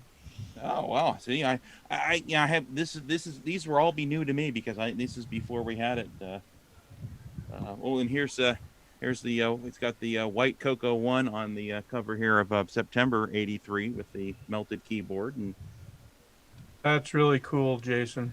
Yeah, what else we got here? We got August '83. It's the games issue. I guess this guy must play a lot of games. He's very muscular. Isn't that your typical CoCo game player? That's after you use the Explorer VR's Omni. Yeah. Those are the results. Is that what it is? That looks like something out of Ready Player One, is what that thing was. Either that or it was David Ladd after playing Marble Madness all week. I'm not sure. That's why he broke the joystick. He was just too strong. And then finally, I have October '83, very very colorful. I think this is the graphics special, and this one's 322 pages. Is that supposed to be the best, Lonnie? And I don't know. And there's an ad for Cubics on the back. So yeah, this is pretty cool. And that was the first issue of Rainbow that I got. It's got a really good game in it called Marathon. Yep. Marathon. John Fraze. Yeah. Oh, yep. It's even got it has a new OS9 column by we got previous guest on this show, Dale Puckett. Yep. Yep. The September 83 issue you showed with the CoCo 1 breaking through the cover, which is also when they announced CoCo 2, is also when they announced OS9 Level 1. Oh, that's the focus. That's the focus on education issue. Yeah. Yeah. Okay. Yeah. So are you looking to get a complete collection as well, as much as you can? As much as I can. I think, I foolishly got rid of these things like 20 some years ago. So, and I think I have like zero hope of ever getting the final issues that were the tabloid format. I think those are about as rare as hen's teeth, as they would say. So, but I'll get I'm what I not can. selling mine. Yeah, I'll get what I can at a reasonable price. I'm not gonna, these are. I got these because it was a reasonable price. Yes. The good thing is that I think they are all scanned on the Color Computer Archive. So if you want to see them and read them, you can. You just don't have a physical copy. Absolutely. Yes. That's all I have. Excellent. Cool. We have a couple people trying to get full collections of the paper magazines. So good luck. Hope you can fill that in. All right, and I also know we have some updates coming from David O'Connor. Yeah. During the last couple of weeks, there was a ad placed on Facebook. I think it was on Facebook Marketplace. It might have been placed in the CoCo group. There was some CoCo stuff, basically in a town called Whyalla, which is a few hundred kilometres away from me, which is basically next to the desert. So it's Australian outback. And these computers, the ad, Nick Morentis, I know you saw it. There was the ad showed a picture of what was there, and it was literally covered in Australian outback red dust. Oh shit! Yeah, it was. Yeah, probably some of that too. Crikey, but it was powdered. Yeah. There was a CoCo 3, there was a CM8, there was a CoCo 1, there was 2 floppy drives, a FD501 and an FD500. There was a CCR 81, obviously there was some very in the retro community here. There was a lot of interest, and people were emailing the seller or private messaging the seller, and I private messaged the seller as well, and nobody was hearing back. And so a couple of people gave up, and I persisted. And I thought, no, I'm not letting this go. And it was originally all listed for $50 Australian for the whole lot. And I thought, yeah, okay, I can't go past that. Then the ad got taken down. Somebody notified the seller that these things were worth more than $50. So it got put back up again for $150, which was still a bargain for what it is. The CM8 would have been worth $150 alone. I would have paid that for that. With the door, yes. Yeah. So anyway, I made the purchase, got in touch with the seller, and through persistence, the seller got back to me, and it was still available. So I secured the deal, and the gear arrived here during the week, this week. Right here, this is the CoCo 3. This is the CM8 that was there. I've cleaned all the dust off, cleaned the inside of the CM8. It was literally coated in this red dust. So I wanted to clean everything off before I turned it on, obviously, for obvious reasons. Well, yeah. And then when I did switch it on, up it fired. Worked perfectly. CoCo 3 worked perfectly. It's got a slide switch here, and a push button switch here. The slide switch is a power on and off switch. And there's a little LED indicator there to show that it's on. That's a reset switch, which we guessed correctly. So yeah, I was delighted when they both came up and worked, and the badge had come off the door, so I've stuck the badge back on, and it's got its door. So wow, that's a collector's item right there. Yep. David, your camera makes it look like a widescreen CM8. Looks cool. Oh yeah.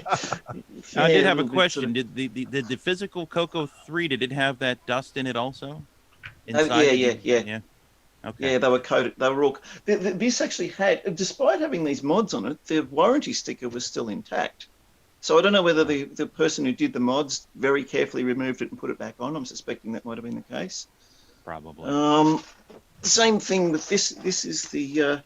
Or was this guy a gynecologist? No, it was. It was done arthroscopically. Yeah. This was that was all covered in the dust as well, so I've cleaned that up and I powered it up. It looks in good shape. Looks pretty. pretty. It's in really good shape. Yeah. At least it didn't have soap powder in it. I've been there, done that. Yeah. So I fired that up, and I got a weird screen with grey and black stuff on it, and I thought, oh, okay, maybe VGG, maybe I typed motor on, it didn't do anything. I thought, oh, maybe CPU, and I thought maybe either VGG, CPU, or RAM was what I was suspecting. So I took it apart and pulled the lid off, and the lid is still off it, so that's inside. It's got 64K of RAM. It's got extended color basic. So I swapped out the CPU, put a different CPU in, still no go, same thing. Swapped out the VGG, same thing, still the weird screen. So I thought, oh, well, it must be RAM. So I took the RAM chips out and I put them in different spots because I didn't have any spare RAM chips here. And when I put them in different spots, I got different garble on the screen. So I'm thinking, yeah, well, it's 99% that it's going to be the RAM. So now I need to find somebody who can sell me some 4164 RAM chips. That'll get that going. I do suspect, because everything else works. What's the serial number on that baby? What is this, a CoCo Fest auction? It's a pretty big. I don't know if you can see there, but it's. Oh, I think it ends in crikey. It's embossed instead of printed. 501446 is the serial number, so it's a fairly advanced serial number. And we don't know if the numbering's restarted with PAL or not for sure. So. Yeah, no, that's right. There's that's the CCR 81, and it's got a cassette in it. I don't know what's on the cassette, but there's a realistic super tape there. Wow. Oops, I can get that in the That right the line. missing Rick Adams game? Probably could be 20, It's just got Three Dog Night on it. That cassette is the collectible on its own. You'd think it would be Yeah. CCR on there. Creedence Clearwater Revival. Yeah. Down here, I have that's the FD501 floppy disk controller, and that's the dual. discs. Cool. Very nice. Dual. Yep. So I haven't powered these up yet. I want to take it apart and do a thorough clean and get rid of all the dust out of it. Obviously, being a floppy disk, it's floppy disk control. It'd be interesting to see if those are single-sided or double-sided drives too. Yeah, it will. So there's that one. There is this one here. That's the FD500. FD500 there. And once again, another one with dual drives in it. So four drives there between the two. And these things are heavy. I didn't realize how heavy these drives are. Yeah, they were. I'm betting those are single sides. Yeah, probably 40 track single sides, my guess. Yeah. The FD500, I suspect, will definitely be a single side. Inside the drives, there's two discs. Whoops. And the one disc says disc on it, doesn't it? And the other one's been in there a long, long time. You can see the dirt coating. Oh, look at that. Disc utility. That one's good. You might want to get a hold of David Ladd. How are you going to clean that? Yeah, I'm definitely. Oh, there's some pirated Nick Marenti's games on there. Oh my God! I saw Shanghai. Yeah. So also, it's the Tom Mix version of Donut Dilemma. I'll bet you they also, work. Yeah, they probably will. Once we give them a good cleanup, they probably will. I mean, the only, like I said, the CoCo, everything works except the CoCo one, which I think is a RAM issue, but it still fires up, and I still get stuff on the screen. So it's like Christmas in Australia, huh? Yeah, and there is this Tandy color CoCo mouse. So not sure if the CoCo mouse works. I haven't plugged it in, but I'm sorry you got that. Those are really awful. Yeah, it probably is, but I got one anyway. So. Yeah, and it has a spare ball for a pinball machine if you have one of those too. So. and they left the ball in there. So yeah, the CoCo 3 is 128K. It hasn't been expanded yet, so there's room for it. But it cleaned up really, really well. I mean, this thing was filthy when I got it. And the case is actually quite white, as you can see there. It's in good nick. And same thing with the CM8. That cleaned up really nicely. So all that for because the dirt blocked the sun. Yeah, horse shit is a preservative. Is that why this show's so fresh? Now, I saved it all. I've swept it off and put it in a jar. So if I ever want to sell any of these, I can sell them with the dirt put back on and make more money on it because it's genuine, authentic, outback, Australian dirt. What's the gimme in it? I've heard a rumor that you make Vegemite by mixing that dirt with sludge. Is that correct? You probably could. So yeah, all of that for $150. So I'm absolutely delighted. Sweet. What Yeah, memory that's- chips are you looking for? You have to run I'm looking for- sysinfo.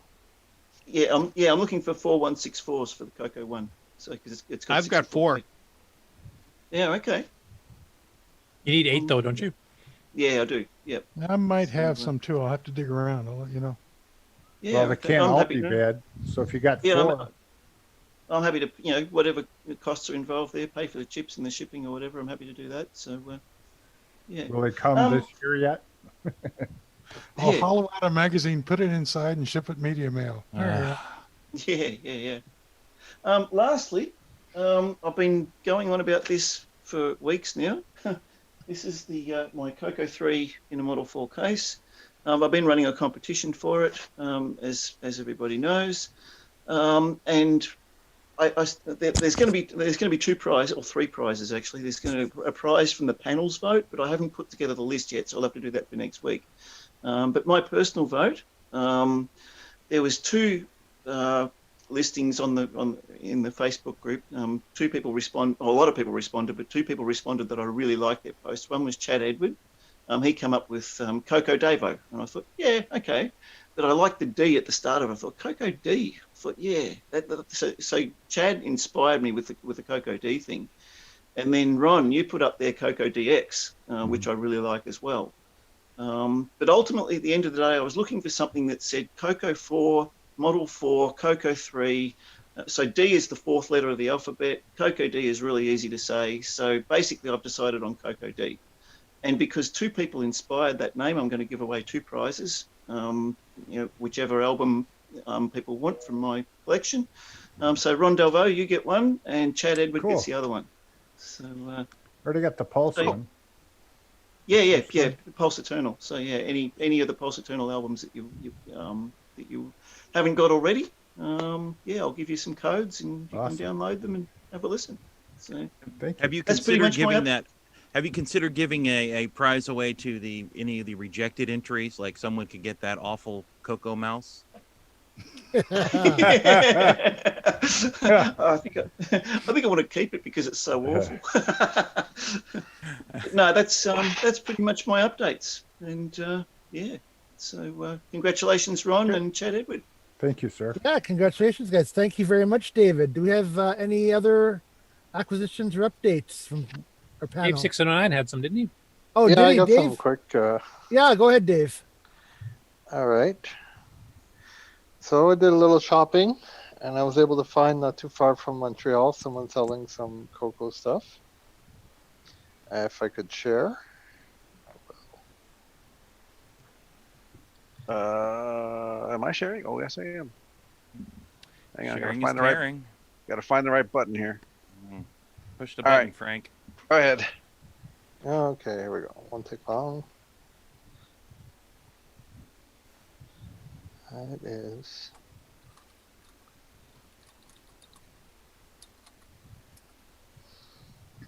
So one part of the package was a CoCo 1 with its box and a monitor still in the box, styrofoam, and has a little door. Wow, 2 CM8s with doors in one show. That's got to be a record. Right? Absolutely. All right, I'll find the other one.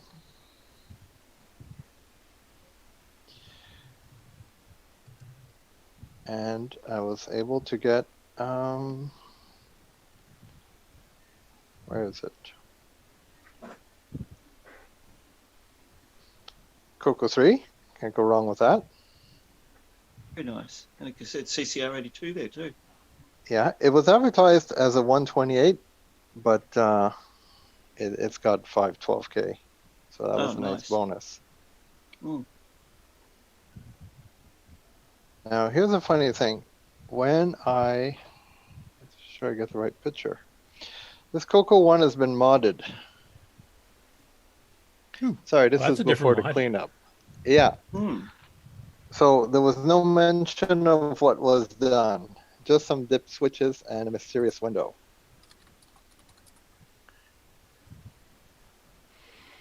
Did you figure out what it does? Yeah. First dip switch gives me inverse video. Cool. Cool. And the other dip switch affects the lowercase, whether you'll have lowercase or not. Oh, so it's got a T1 chip in it. Nope. Or a lowercase ROM kit. Oh, okay. Right. Yeah, the lowercase doesn't work. It just gives the inverted. I don't know if they knew what they were doing. Okay, right. And the other 6 switches are just not defined, or? Okay. This one won't show it.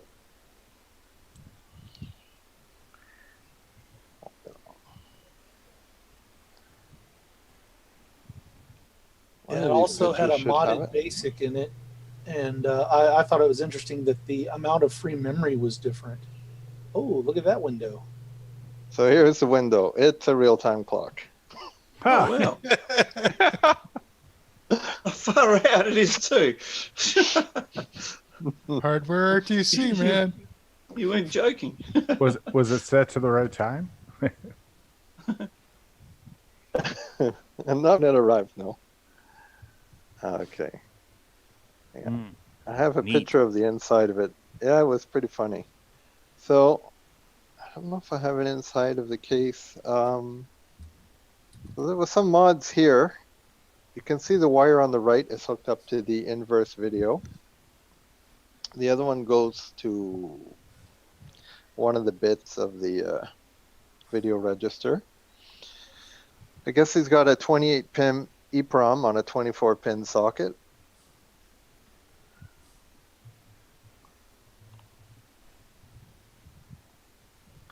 That solves that mystery.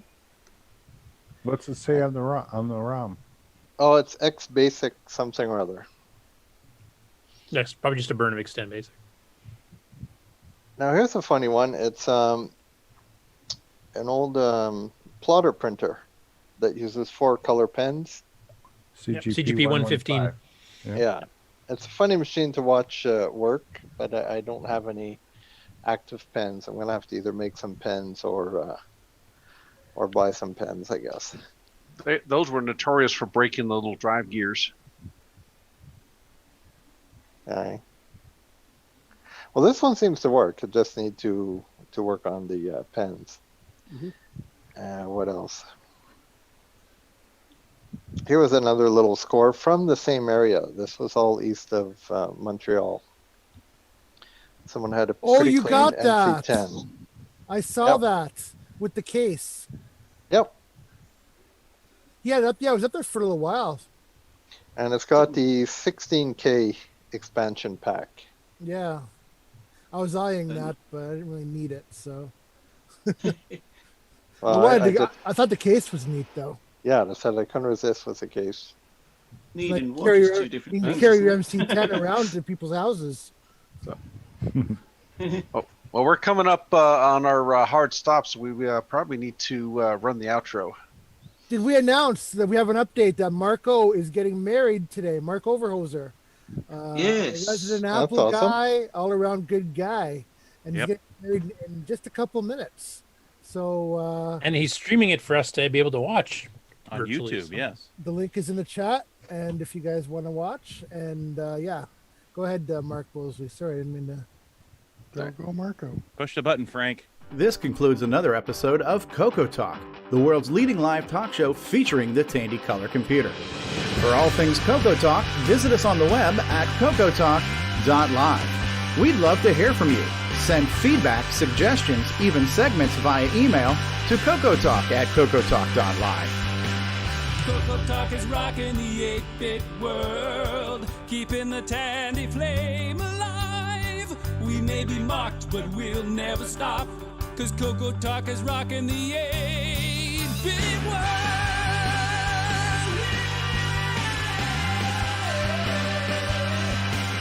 Consider supporting the show with a purchase of merchandise from our retro swag shop at 8bit256.com. If you'd like to become a patron of the show, click the Patreon link at our website at CoCoTalk.live.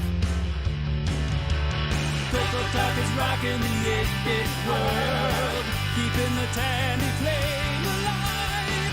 We may be mocked, but we'll never stop, 'cause CoCo Talk is rocking the 8-bit world.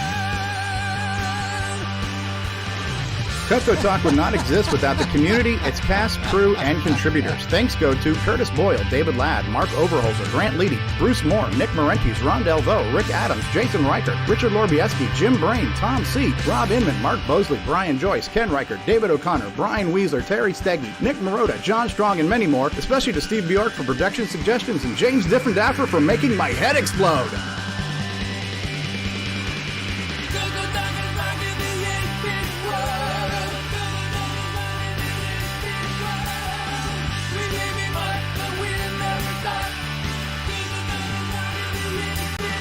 Please help support the CoCo community by visiting some of its various contributors. A list of resources is available at imacoconut.com. That's IMACOCONUT.com. The CoCo Talk theme song is copyright 2008 by D. Bruce Moore and Greg Sheeler. Mixed, mastered, and produced by D. Bruce Moore.